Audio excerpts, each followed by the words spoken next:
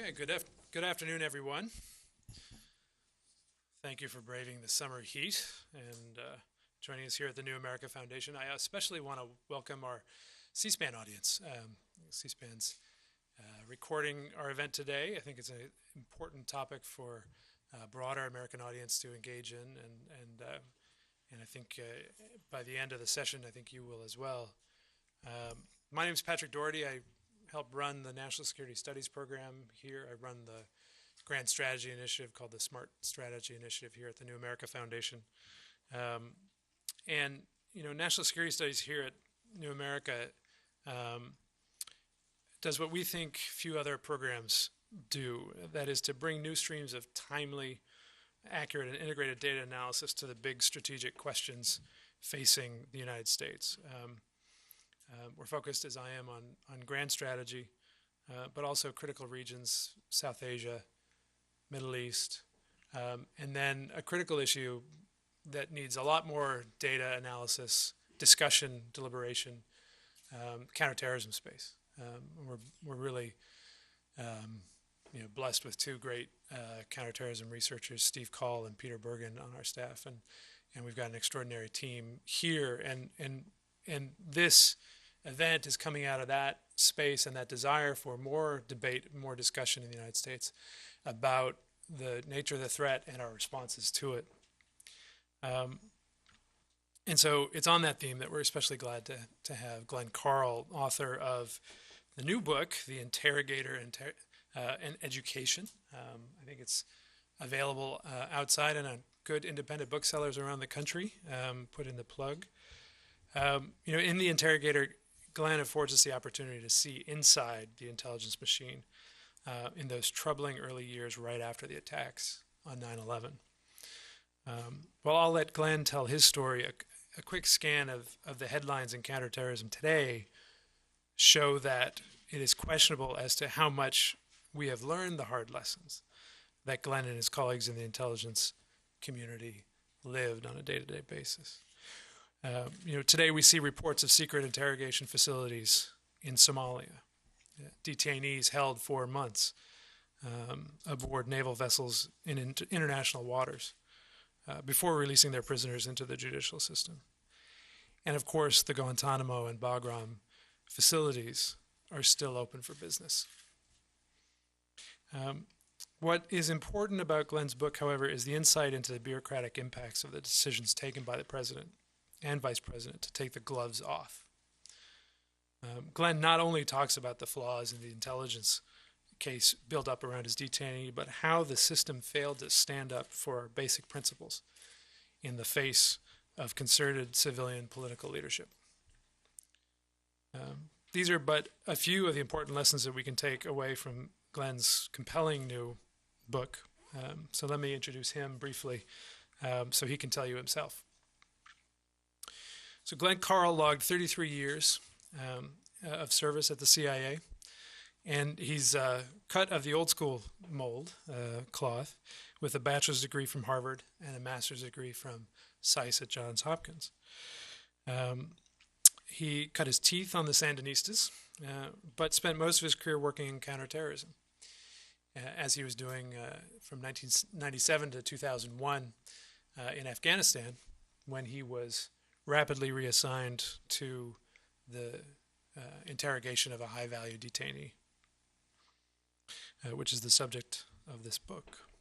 Glenn would go on from that experience and ultimately cap out his career as the deputy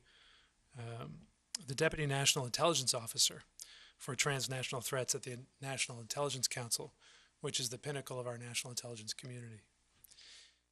And with that, please help me welcome Glenn to the podium. I'll take my copy.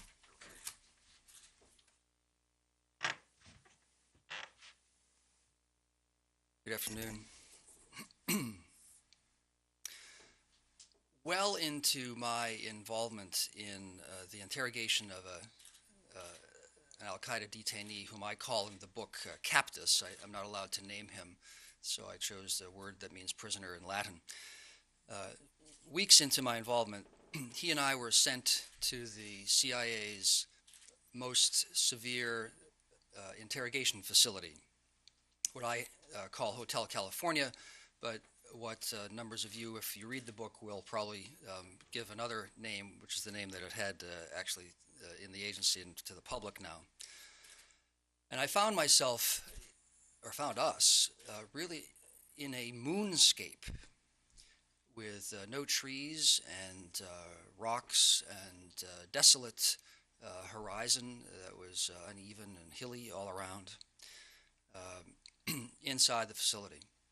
And the goal there in the interrogation procedures is to psychologically dislocate a detainee. That's the theory behind the program that I became involved in. And that means that you alter one's perceptions. Now, it seems, I'll mention something that sounds quite foolish at first thought, but assumptions, if we can become conscious of them, are quite relevant to the interrogation approach that we took, that the United States took, the CIA. We all know and assume without thinking that gravity pulls us down and that the sky is up, the sky is blue, the sun rises in the east. It does so every day, invariably. We tend to sleep once a day for a set period of time. We have a regular series of meals. Sound is at certain levels and means things that we interpret consciously and unconsciously. That's how we perceive the world. That's how we have a sense of ourselves. And that's how we then have rational thoughts and interact with the environment. Psychologically dislocating someone is designed to change all of that so that you don't know not only where you are or what's going on, but who you are. You lose your sense of self. You become detached from your body, from your senses. It's astounding, and it's shockingly rapid that one can have this happen. I had it happen to me in my training. The reason it happened to me, and it was a relevant, useful part of my training, is the fear or the concern that a CIA officer or an American official might be kidnapped or captured and then interrogated and tortured.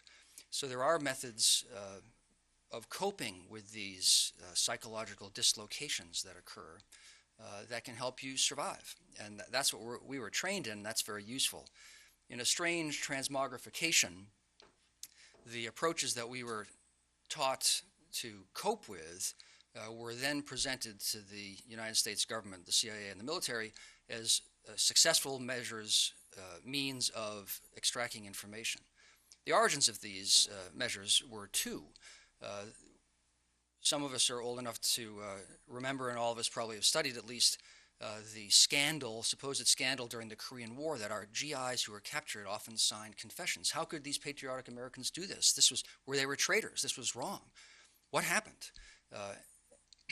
The methods used were the methods that psychologically dislocate a detainee, and so we studied them and copied them.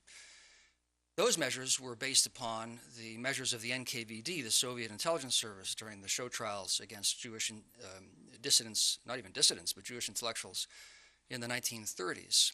And they also signed confessions before being executed. So those are the measures. And I found myself having just come out of this environment where there was noise of all different sorts to make it hard to think or just to alter your sense of perception. And the temperature would vary randomly, but quite consciously, as a way to manipulate someone's sense of self and well-being or not. And there would be light or darkness, often total darkness. Diets changed, your sleep has changed, and so on. And then there are some physical measures that I simply refused ever to have anything to do, which I'll talk about in a moment, that you all know about. Although the most famous one of all, I will say, waterboarding, I literally had never heard of, didn't know the term, didn't know what it was until it became a public issue several years later. I'm speaking about 2002 when I was involved. So I just finished an interrogation session, and I walked out of this facility, and I stood at a window looking at this desolate surroundings, alone for a moment, and I thought, well, when the post-interrogation meeting had ended, because we would meet with officers to see how things had gone and what we should do next, whether